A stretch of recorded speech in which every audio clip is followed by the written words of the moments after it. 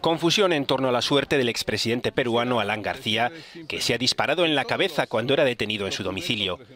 García es imputado por la justicia peruana por presuntos delitos de corrupción vinculados al caso Odebrecht. Tras el disparo, el expresidente peruano fue trasladado al hospital Casimiro Ulloa de Lima. Según diversos testigos citados por los medios locales, entró en el centro sanitario cubierto con una manta roja. La ministra de Salud, Zulema Tomás, ha confirmado que está en estado de coma. Alan García, líder del partido aprista, fue presidente del país andino durante 2 mandatos. En los últimos tiempos, su situación legal era complicada. El domingo se conoció que 2 de sus más estrechos colaboradores recibieron $4 millones de la empresa Odebrecht. Todo a cambio de conseguir la adjudicación del contrato de construcción de la línea 1 del metro de la capital peruana.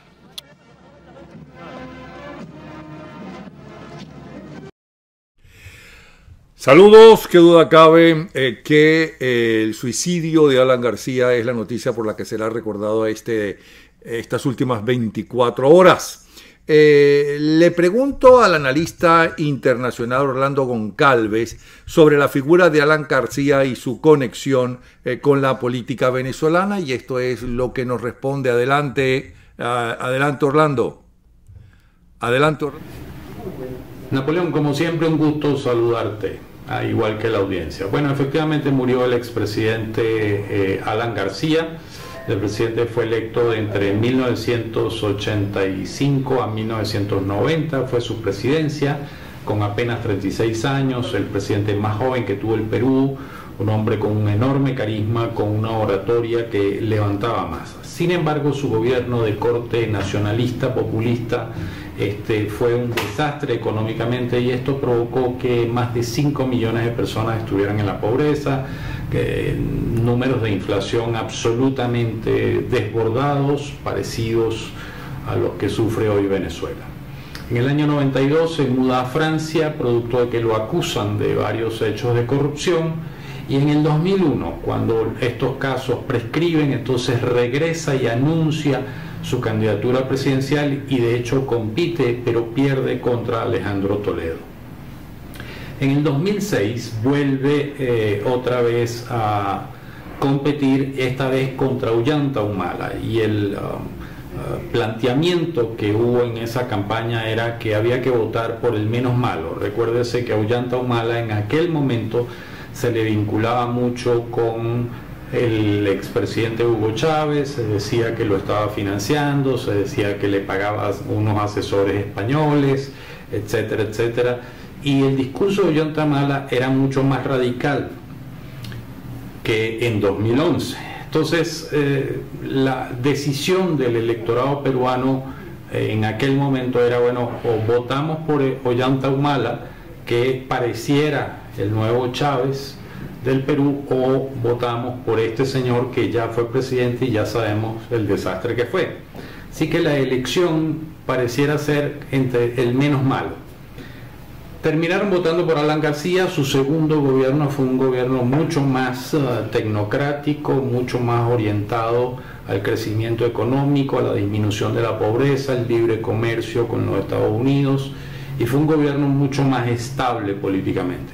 De hecho, hay un paralelismo entre los gobiernos de Carlos Andrés Pérez en Venezuela y Alan García. Carlos Andrés Pérez I, en su primer gobierno, también fue un gobierno nacionalista y populista. Su segundo gobierno de Carlos Andrés Pérez II fue mucho más tecnocrático. Así que bueno, gobierna Alan García del 2006 al 2011 y entrega la presidencia. Comienzan a surgir entonces, cuando revienta el caso de Odebrecht, sale que el señor tenía líos con esto y que había recibido dinero por interpuestas personas. La investigación estaba abierta, hoy le dictan un auto de detención preventiva por 10 días, y cuando lo van a buscar a su casa, pues el señor se dispara y lamentablemente fallece. Es una historia que no está concluida, no sabemos si efectivamente el señor Alan García tenía o no tenía algo que ver con los escándalos de Odebrecht. La acusación está, falta que se juzgue, que se pruebe. Me imagino que esto con la muerte de él pues se cerrará su caso. Lamentable. Hay quienes dicen que las acusaciones son infundadas, hay quienes dicen que definitivamente el señor no tenía nada que ver, que era una persecución política. No está claro. En todo caso, lo único claro es que falleció y es muy lamentable. Así que nuestra voz de solidaridad con sus familiares y sus amigos, pero lamentable, pero es lo que ha sucedido. Así que Perú, que hoy en día tiene a 4 expresidentes involucrados en el tema de Odebrecht, pues ahora las investigaciones seguirán con los 3 que están vivos. Bueno, este es nuestro comentario de hoy. Saludos. Gracias, Orlando Goncalves. Y la corrupción izquierdista, ¿sí? Quien presentaba al presidente de Odebrecht, a los diferentes presidentes latinoamericanos, sobre todo los más cercanos a él, era Lula da Silva, que se encargó de terminar de corromper, porque evidentemente algo había no solo antes de Odebrecht. Espero que ya no lo haya. Bueno, así comenzamos. Buenos días, Venezuela. Tenemos nuevo presidente. Sí, Juan Guaidó, con más del 80% de aceptación popular. Mucho más que cualquier otro presidente en la historia de Venezuela. Pero también, además, tenemos una Asamblea Nacional, un Tribunal Supremo de Justicia y el apoyo de más de 60 países democráticos del mundo. Iniciamos el recuento de lo que ha sido estas últimas 24 horas, la historia de estas 24 horas. Así serán recordados en YouTube. Bravo 24, voz de la libertad y de la democracia.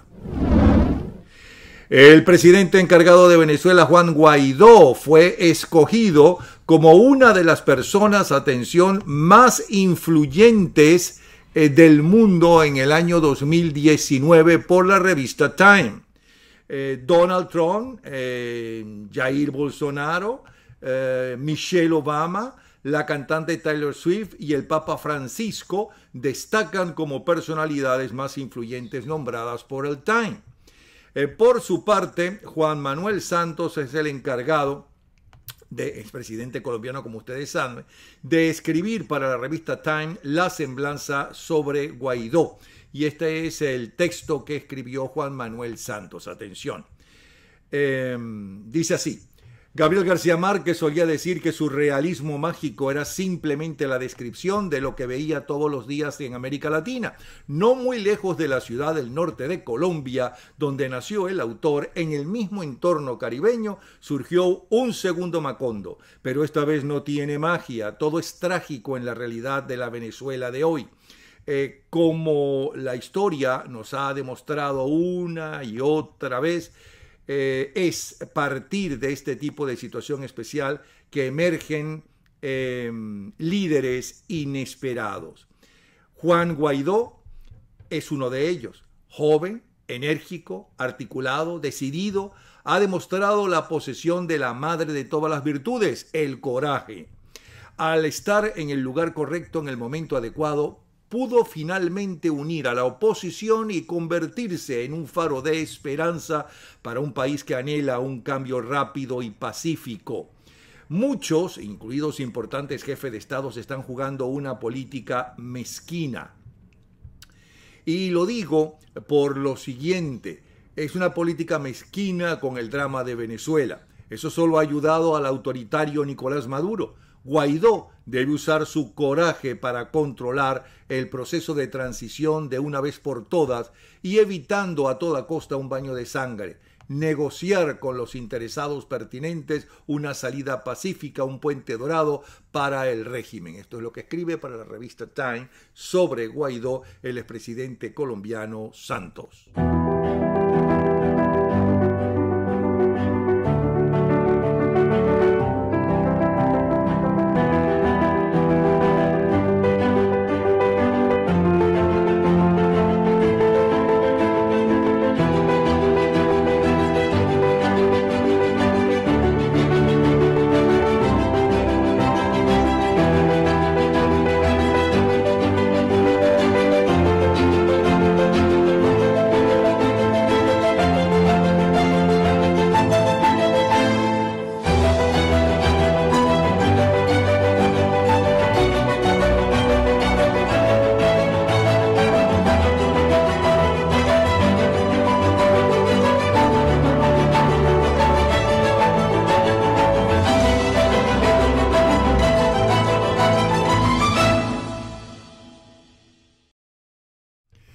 Atención que tenemos más información. Maduro le pide a Portugal devolver a Venezuela 1.700 millones de dólares para medicina, dice Maduro.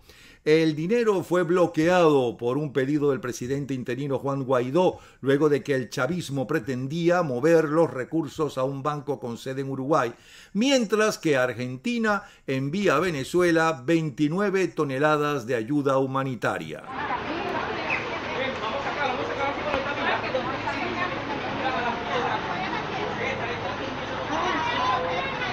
La nueva ambulancia en Venezuela, pues, se lo pierda.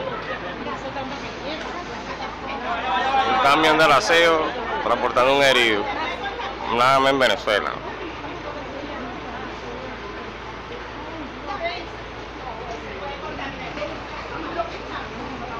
Qué tristeza. Pero aquí no necesitamos ayuda humanitaria. Sí, señor. Qué tristeza. En otros titulares tenemos lo siguiente: 7 muertes y el silencio del narcorrégimen, lo que quedó de una batalla entre el ejército de la dictadura y guerrilleros y paramilitares. Los vecinos de Pampanito, en la región del Zulia, aseguran que de un lado estaban las fuerzas chavistas junto con el ELN colombiano y del otro el grupo Shell y la Pica Pica. El gobierno de Nicolás Maduro aún no les ha dado ninguna explicación a los ciudadanos sobre las horas de terror que debieron atravesar. Así estamos comenzando este programa con el resumen de las últimas 24 horas a nombre de Ángela Sago y su libro En nombre de los pobres los multiplica, lo que ha sucedido en Cuba y en Venezuela, lo que sucedió en la Unión Soviética, con todos los países que ellos pisaron la bota soviética. El nuevo trabajo de investigación de Bernardo Jurado, La rebelión, la fragancia de la rebelión, que viene, por cierto, a presentarlo este fin de semana a Orlando. Y el nuevo trabajo de Carlos Rangel, La Venezuela imposible.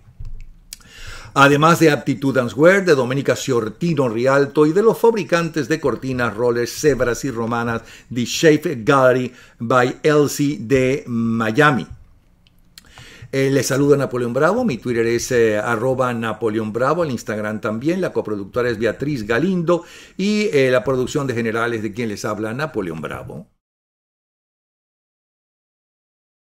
Que los desafíos que enfrentamos varias democracias en la región son muy altos y solo los podemos vencer con una permanente comparación entre los gobiernos democráticos del continente. No existe otra alternativa. Ese es el espacio que debería ocupar la OEA, convocarnos a nunca permanecer impasibles o callados ante la conculcación de la democracia, ante la violación sistemática de los derechos humanos, ante la violación generalizada de los derechos humanos. Nunca callarnos.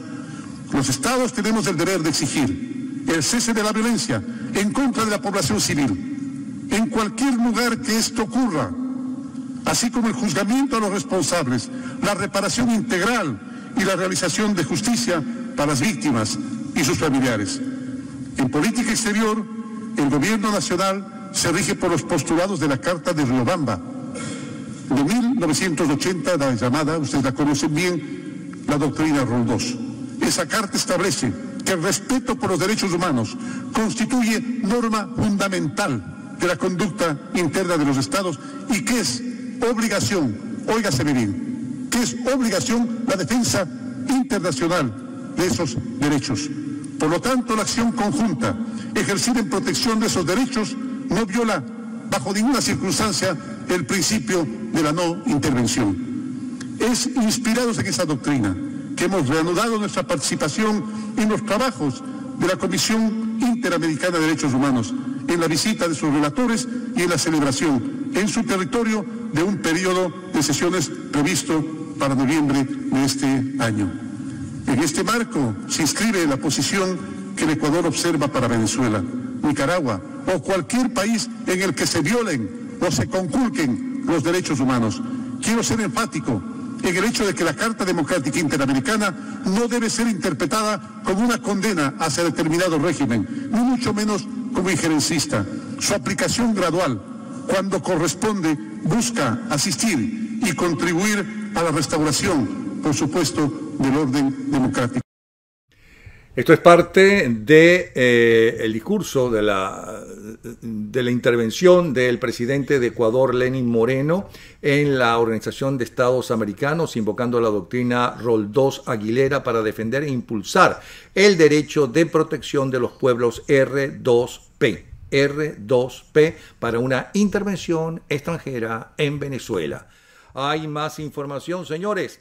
Aquí tenemos que en Estados Unidos encuentran muerta a Sol País, una mujer armada y obsesionada con la masacre de Columbine que amenazó a una escuela y sembró el pánico. Por otro lado, ayer conversábamos y hablábamos sobre la situación grave por la cifra de nuevos contagios de malaria en Venezuela, que ya asciende al 1.000.000 de personas. Escuchó bien, al 1.000.000 de personas. Se trata del mayor incremento de malaria que existe actualmente en el mundo por la rapidez y por la cantidad de casos.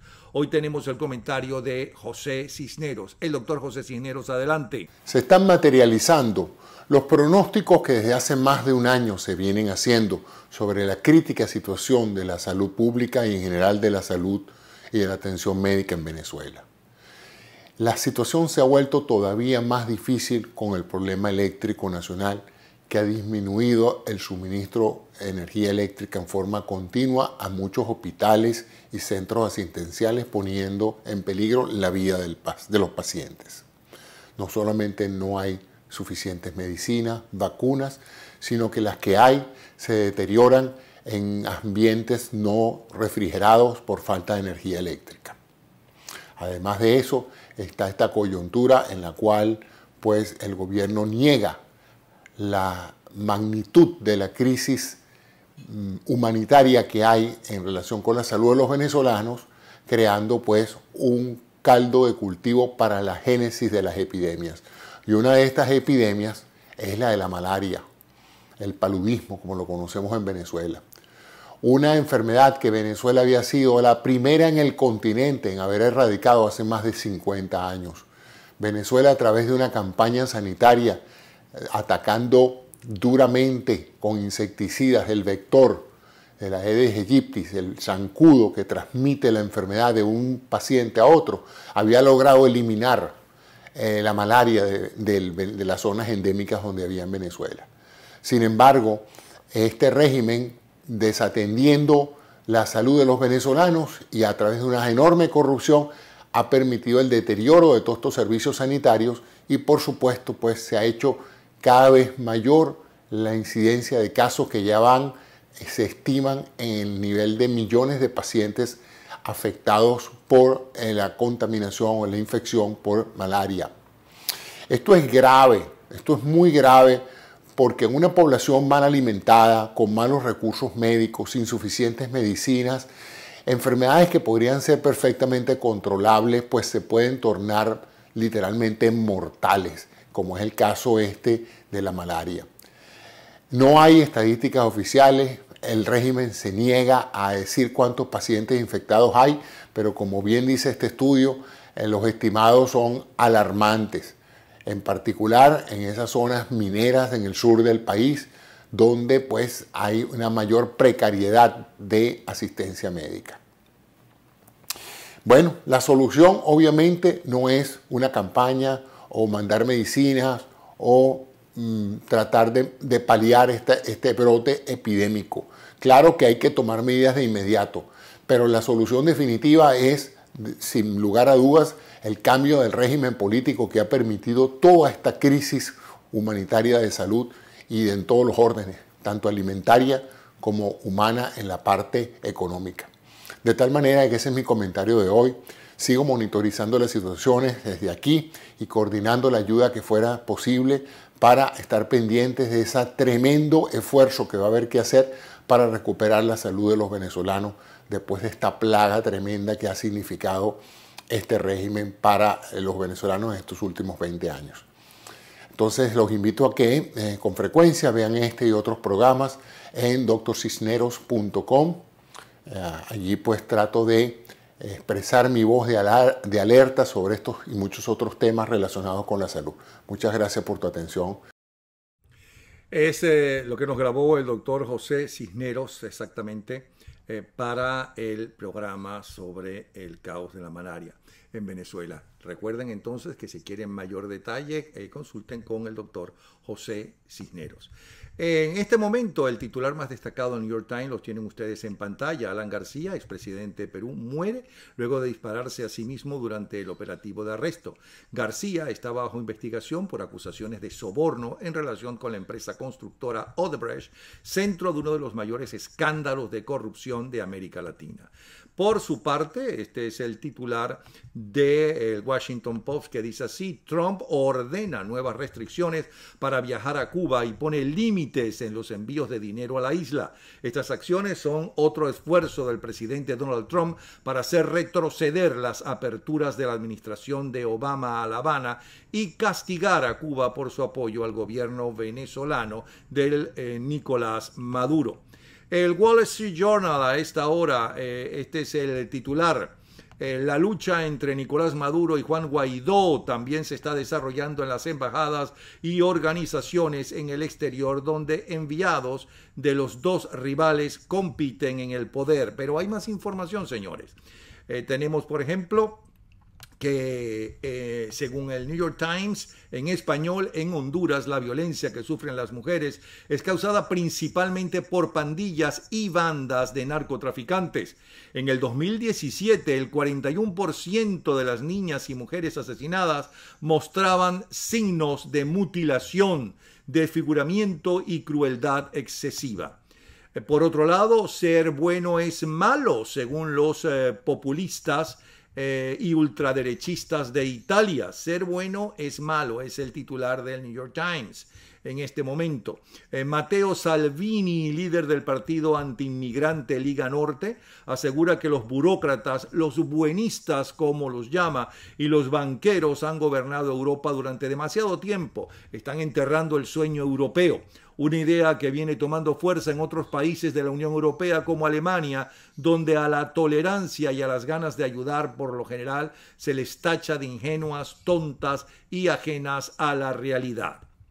En los Estados Unidos, atención, este mes volvió a aumentar el número de casos de sarampión al elevarse el número de infecciones a 555 en lo que va de año. Es el peor brote desde que el país eliminó el sarampión como enfermedad endémica en el año 2000. Países como Israel, Ucrania, Filipinas y Venezuela también registran brotes de importancia, según el New York Times en español. En otro titular tenemos que esta semana se anunciaron los ganadores de los premios Pulitzer, que se le da lo mejor del periodismo, el arte y las letras en los Estados Unidos. En la categoría de ficción destacó el reconocimiento a la novela The Overstory de Richard Powers, en la que los protagonistas son árboles. Por su parte, Aretha Franklin recibió, sí, la cantante de soul, Aretha Franklin, recibió su Pulitzer, una mención póstuma especial, por lo que el jurado calificó como su contribución indeleble a la música estadounidense y a la cultura durante más de 5 décadas. Este espacio es gracias a la gente de Aptitude Dancewear en el centro comercial Magnolia Shops en Coral Spring. Excelente gente, excelente trabajadores y además excelente material para la venta. Tenemos lo siguiente, los titulares más destacados, déjenme buscarlo acá, tanto de CNN como de NTN 24. CNN destaca lo siguiente. Voy a buscarlo para que sea exactamente lo que en este momento presenta esta, que es una de las principales empresas de información. Naturalmente es la muerte de Alan García, se suicidó de un disparo en la cabeza, así lo anuncia CNN.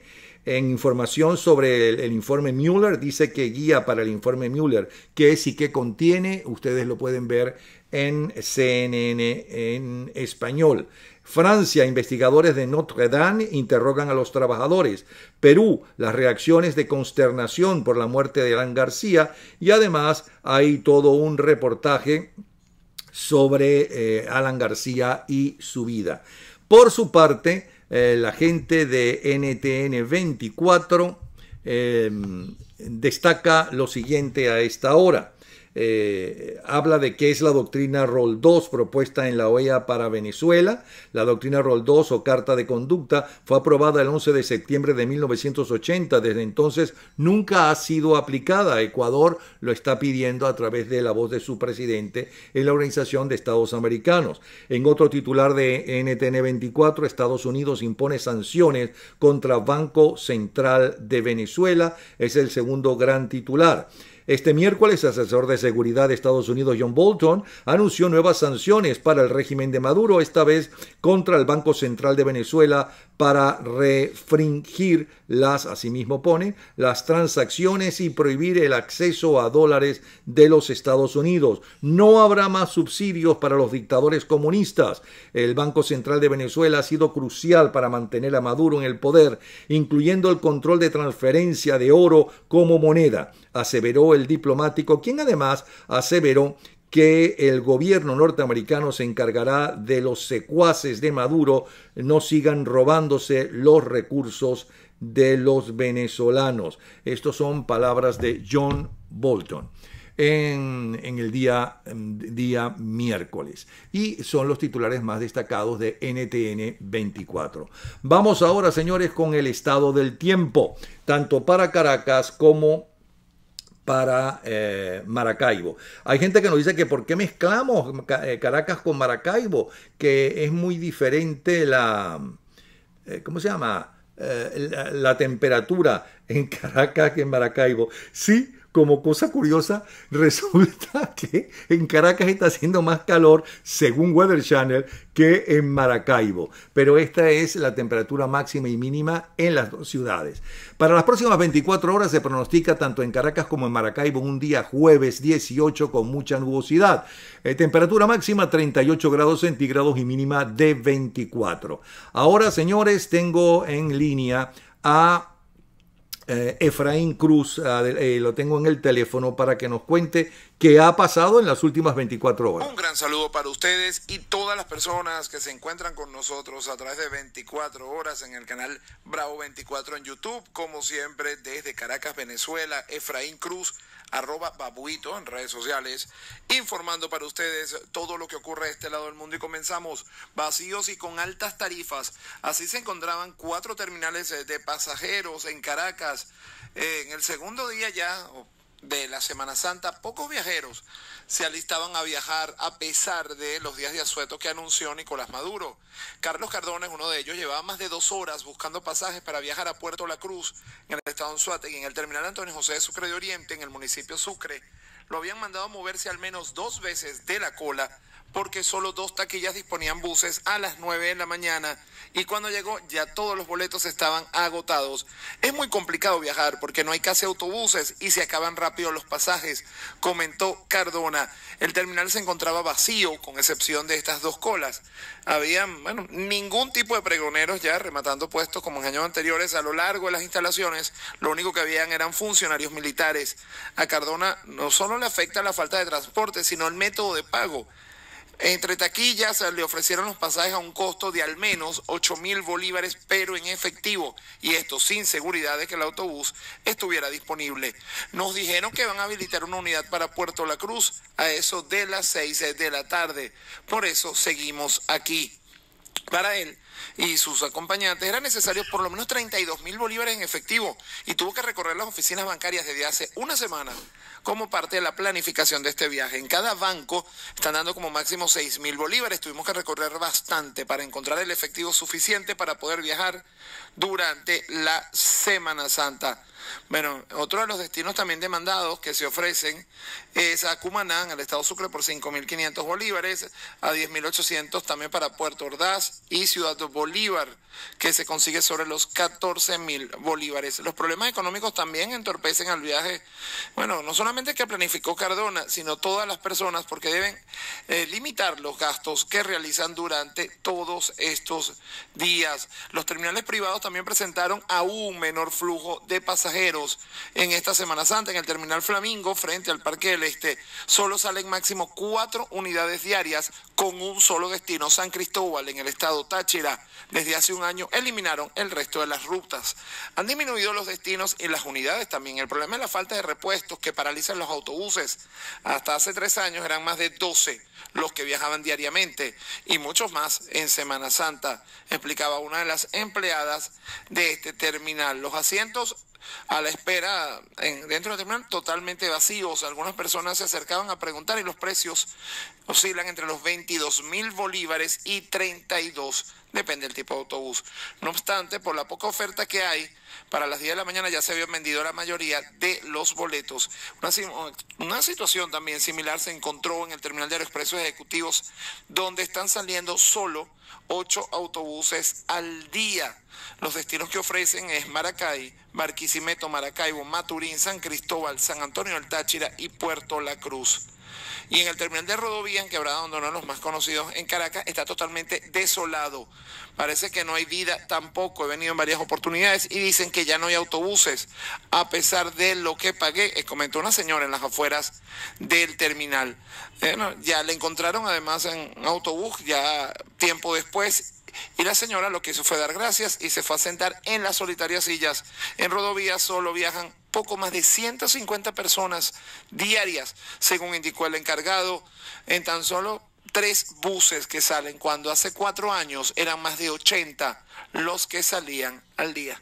Bueno, lamentablemente esta es la situación que estamos viviendo por la crisis.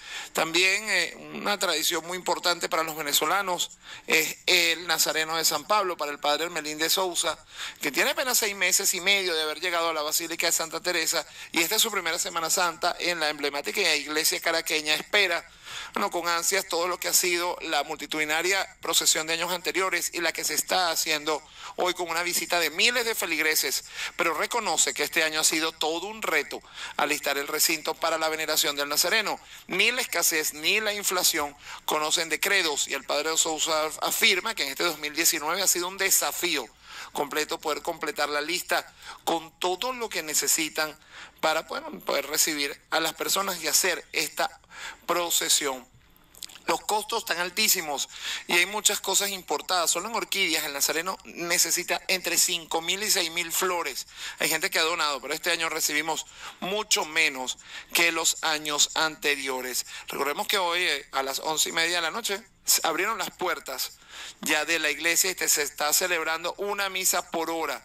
En total van a ser 15 y van a contar con la participación de obispos invitados, entre ellos el nuncio apostólico Aldo Giordano y el cardenal Baltasar Porras, quien es el administrador apostólico de la arquidiócesis de Caracas. Además, también es importante decir que no solo la inflación y la escasez afectaron la tradición, también la migración, porque además el coro de la iglesia ha ido bajando en personas significativamente.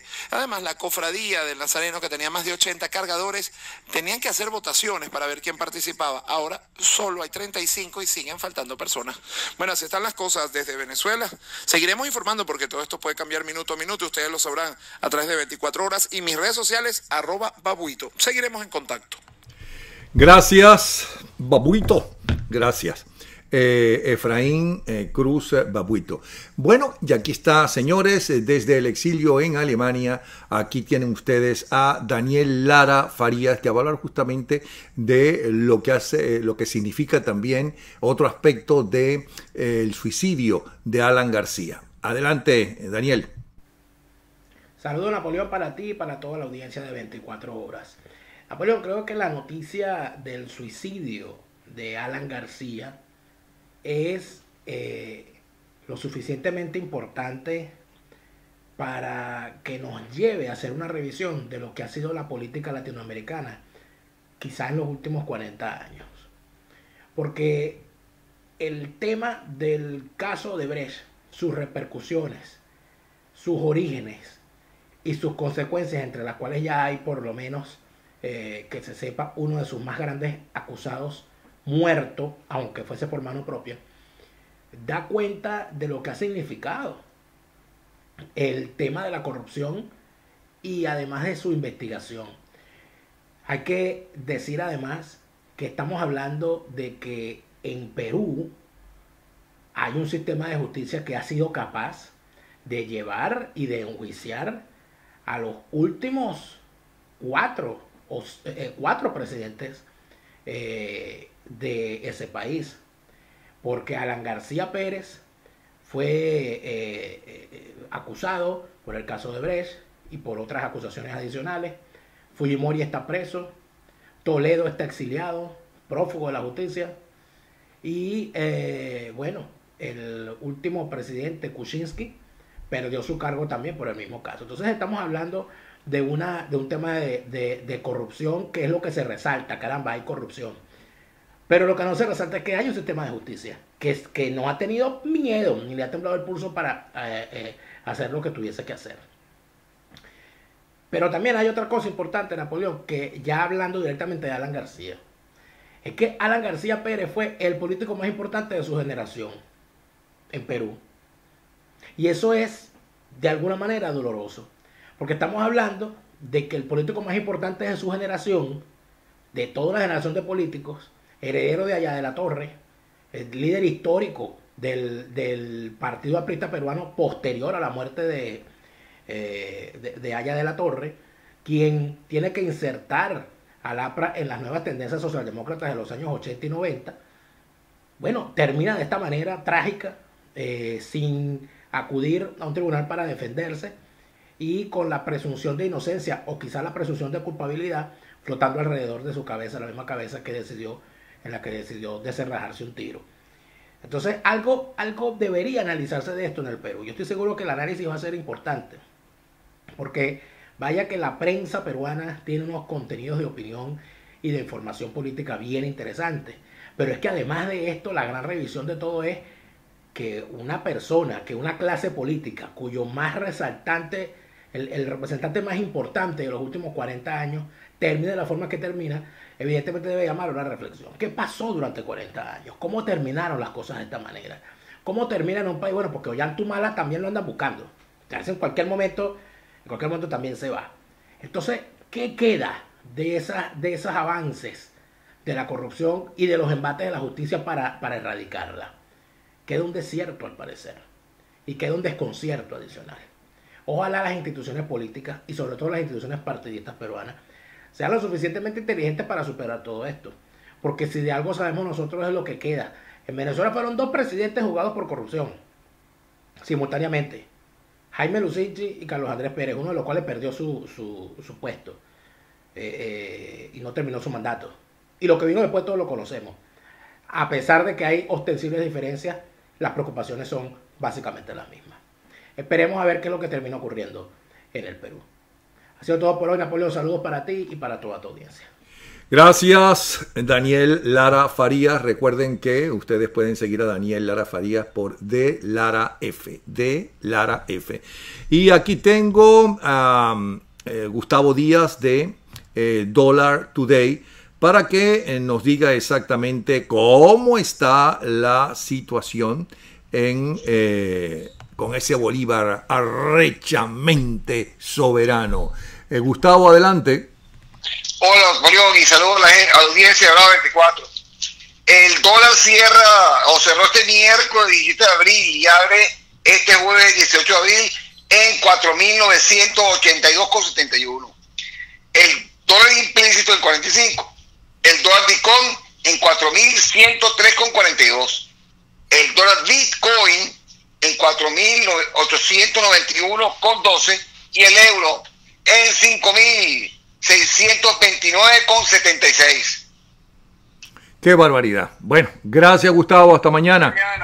Gustavo Díaz, director de Dollar Today. Ya saben cuál es el Twitter de Dollar Today para que lo sigan, es @Dollar Today.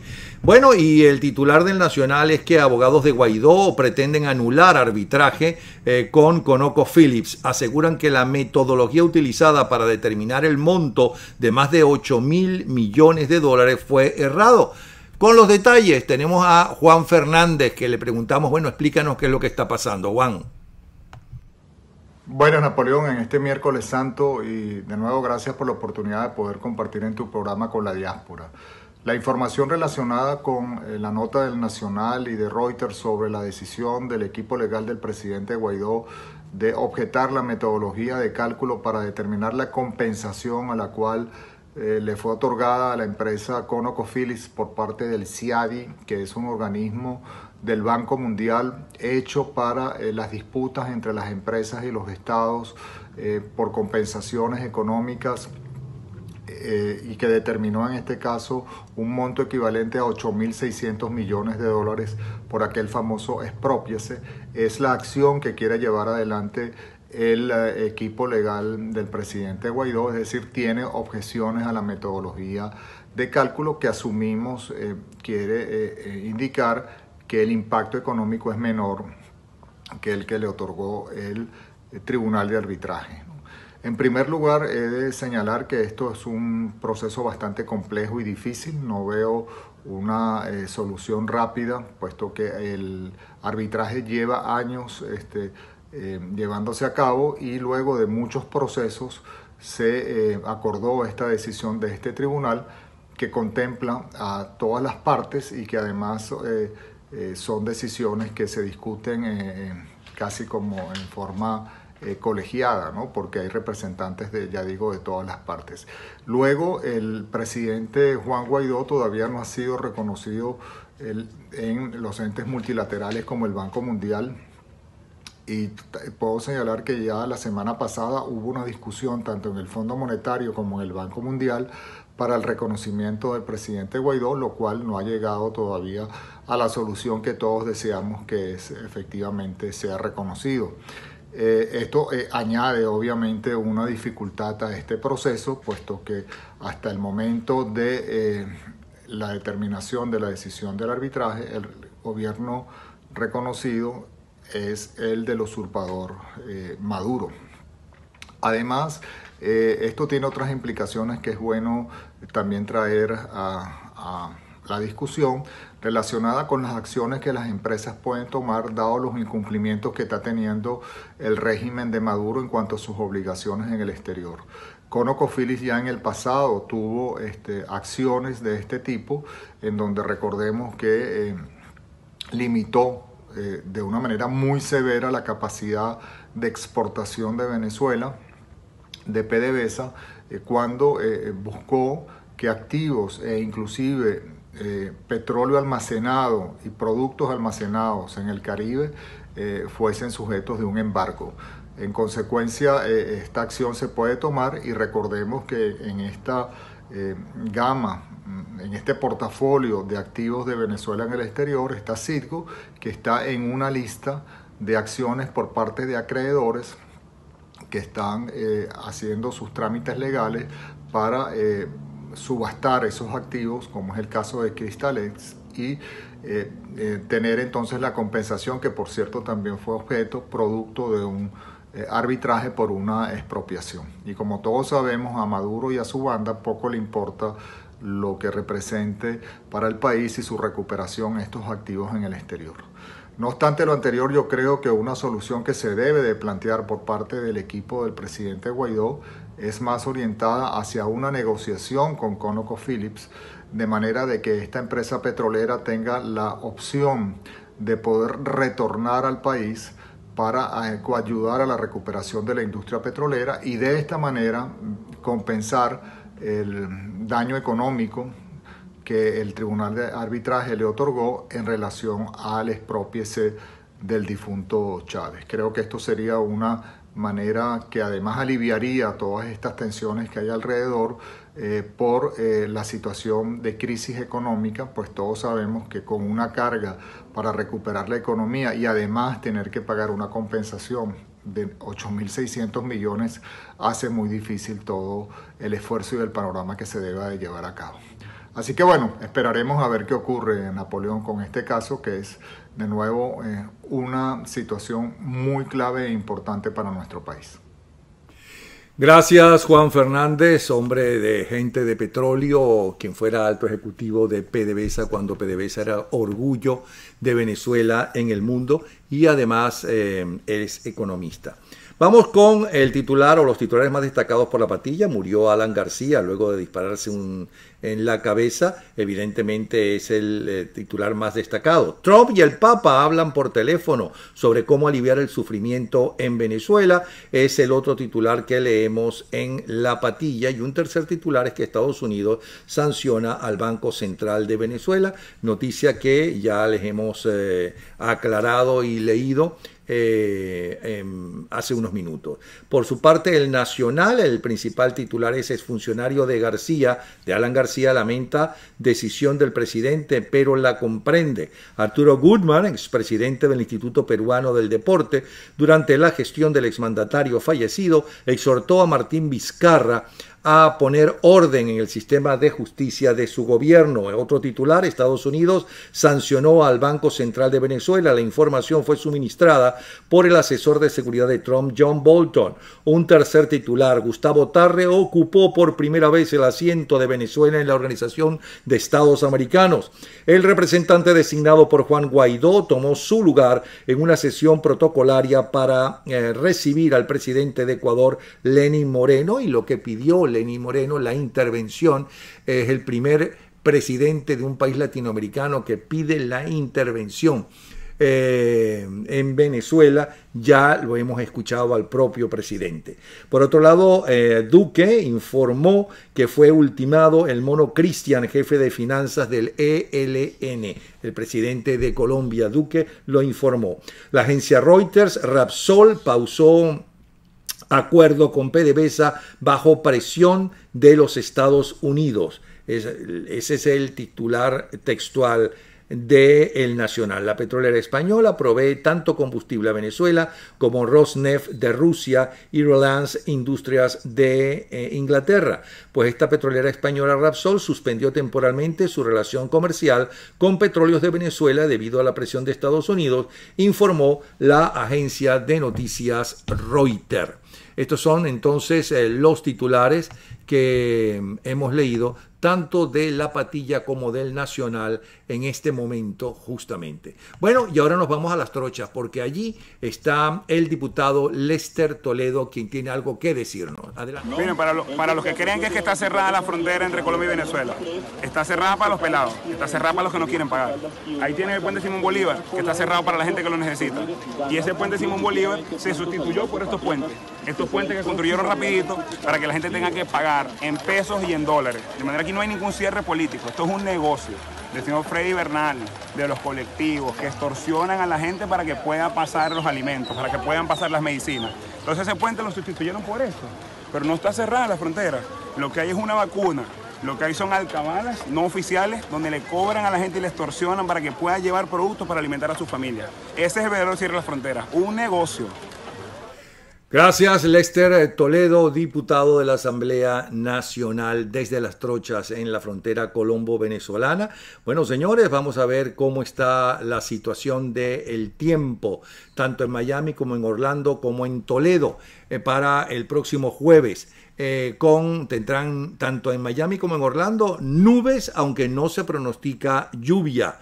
Temperatura máxima 32 grados centígrados y mínima de 19. En cambio, en Toledo, Ohio, el día jueves hay posibilidad de tormentas. La temperatura oscilará entre 20 y 11 grados centígrados. Y entonces, señores, ¿qué nos dice la... tenemos una cosa bellísima para finalizar el programa, que tiene que ver con la Catedral de Notre Dame de París. Se me olvidó recordarlo a lo largo del programa, se lo recuerdo ahora. Pero aquí está la Wicca, Virginia Escobar. Adelante, Virginia. Hola, Napoleón. Para el jueves 18 de abril, las energías se recaen sobre Aiwass, que es una energía de protección espiritual que ahuyenta los malos espíritus, otorgándonos resistencia tanto psicológica como moral. indica la integración de los opuestos, otorgando temple, estabilidad y flexibilidad. Pero debemos mantenernos atentos para descartar las conductas negativas y así evitar reclamos, castigos o malas consecuencias. El signo mejor aspectado es Aries, que se comprometerá en un nuevo proyecto o en una nueva relación con mucha alegría. Piscis, tendrás ciertas dificultades hasta que el éxito o las ganancias lleguen. Tauro, alguien malo te está vigilando, deberás cambiar tus rutinas. Acuario, por ahora las recompensas de tu trabajo son limitadas y eso te desilusiona un poco. Géminis, tendrás que cuidar los detalles en tu trabajo porque la mediocridad tendrá consecuencias. Capricornio, alguien molesto para ti abandona el camino y regresará a la calma. Cáncer, quieres ayudar, pero el clima y el camino están muy complicados. Sagitario, sentirás que los obstáculos triunfan, pero es que sigues sin oír consejo. Leo, tienes dificultades para adaptarte, pero debes seguir luchando hasta conseguir el éxito. Virgo, si quieres mantener sanas tus relaciones amorosas y familiares, deberás asumir un nuevo compromiso.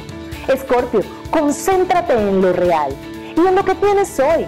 Debes dejar de soñar y pisar tierra. Libra, las recompensas serán limitadas porque te buscaste demasiados problemas sin necesidad. Palabra de bruja. Me pueden encontrar en Twitter como @VirginiaEscobar o en Instagram como @WiccaReencarnada. Mañana regresamos con las energías y los signos. Hasta mañana, Napoleón. Hasta mañana, estimada audiencia. Hasta mañana, Virginia Escobar, hasta mañana. Y antes de presentarle el espectáculo hermosísimo que tantas miles y miles de personas pudieron disfrutar a lo largo del tiempo en la fachada, en las noches sobre la fachada de Notre Dame de París, vamos a agradecer a quienes hacen posible que todos los días tengamos para ustedes la historia de las últimas 24 horas. Ángela Sago y su libro En nombre de los pobres los multiplican, un trabajo de investigación sobre la narcodictadura y cómo la lucha de la gente en la calle hizo que apenas por 3 días, bueno, pero fueron los únicos, el pueblo en la calle fue, pero en Miraflores protestando y enfrentándose a las balas de los asesinos. Los únicos que sacaron del poder a Chávez Frías, que volvió al tercer día. Bueno, ahí está, ¿qué se le hace? Eso no fue problema del pueblo ni culpa del pueblo. Ángela Sago, entonces, En nombre de los pobres los multiplicamos. El trabajo de Bernardo Jurado, La fragancia de la rebelión, que va a presentar, por cierto, este día sábado en Orlando, no se lo pierdan, allí estaremos con él. Y a nombre también del trabajo sociológico de Carlos Rangel, La Venezuela Imposible. A nombre de Actitud Dancewear, de Doménica Ciortino, Rialtor. Y a nombre de los fabricantes de cortinas, rollers, cebras y romanas, The Shave Gallery by Elsie de Miami. Esto es YouTube Bravo 24, 24 horas, voz de la libertad y de la democracia. En 24 horas seguimos con ustedes y en cualquier momento a través de nuestro Twitter, @Napoleón Bravo. La Vierge Marie, l'éternel féminin. 3 rosaces pour l'étoile du matin, porte du ciel, arche d'alliance, vase d'honneur, rose mystique.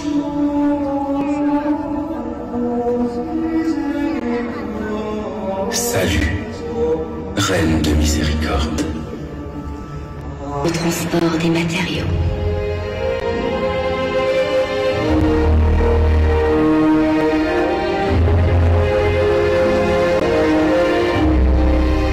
Point de marbre lointain pour la dame. La terre de l'Île-de-France donnera sa pierre, un calcaire lumineux, tiré des bois nobles et illuminés. Les chênes les plus solides, les plus vieux, donneront leur force ligneuse aux admirables charpentes. Les plus beaux seront, bien plus tard, utilisés pour le cœur et ses stalles.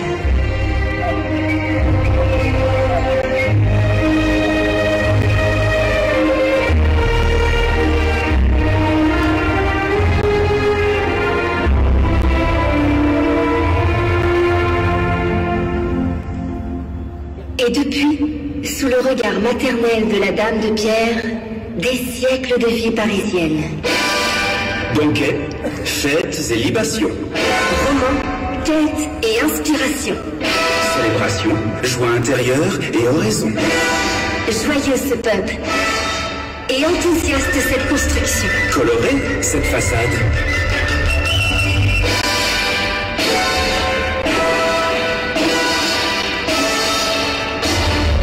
Maison de Dieu avant tout, maison du peuple assurément. Église des grands deuils et des grandes victoires, église des actions de grâce et des grandes douleurs, qui mieux qu'une mère peut rassembler ses enfants.